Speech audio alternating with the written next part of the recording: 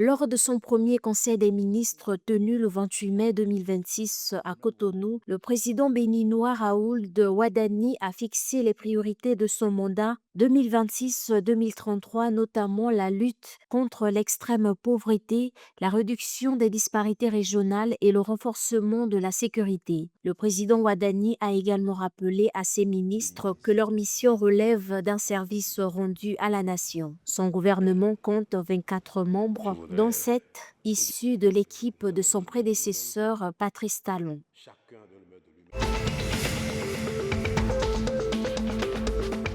Le Togo a réalisé une levée de fonds réussie sur le marché régional de l'UMOA-Titre le 29 mai 2026 en mobilisant 27,5 milliards de francs CFA, soit 2,5 milliards de plus que l'objectif initial de 25 milliards de francs CFA. L'opération portait sur un bon assimilable du Trésor à 364 jours ainsi que sur 2 obligations assimilables du Trésor de 3 et 5 ans. Cette émission a suscité un vif engouement de la part des investisseurs dont les soumissions ont atteint 93,9 milliards de francs CFA avec un taux de couverture de 373,72%. L'opération confirme la forte confiance du marché régional dans la qualité de la signature souveraine togolaise.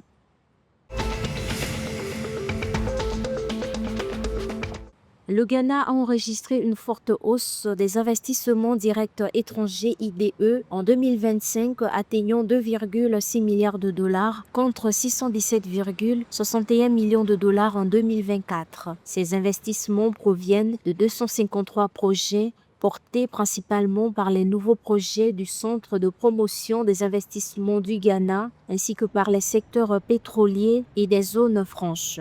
Selon les autorités ghanéennes, les IDE enregistrés en 2025 témoignent d'une amélioration significative de l'environnement d'investissement au Ghana qui s'est renforcé au cours des derniers mois.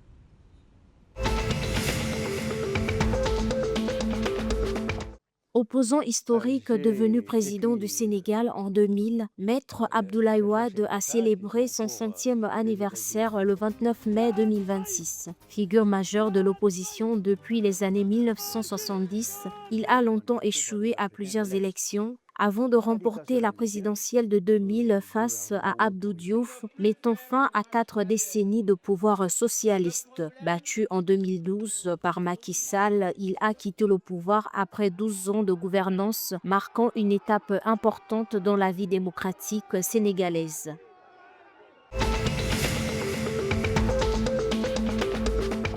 La Ligue de football professionnel du Burkina Faso a sanctionné le 28 mai l'étoile filante de Ouagadougou et Fo après les incidents survenus le 23 mai 2026 lors du match contre l'Union sportive de la Comoé USCO. Joueurs, staff et supporters sont visés pour contestation, injures et agressions présumées contre les officiels. Une amende de 200 000 francs CFA au club pour conduite incorrecte de son équipe. L'entraîneur Bourima Kaboré a lui aussi été lourdement sanctionné avec 6 mois de suspension et une amende de 100 000 francs CFA.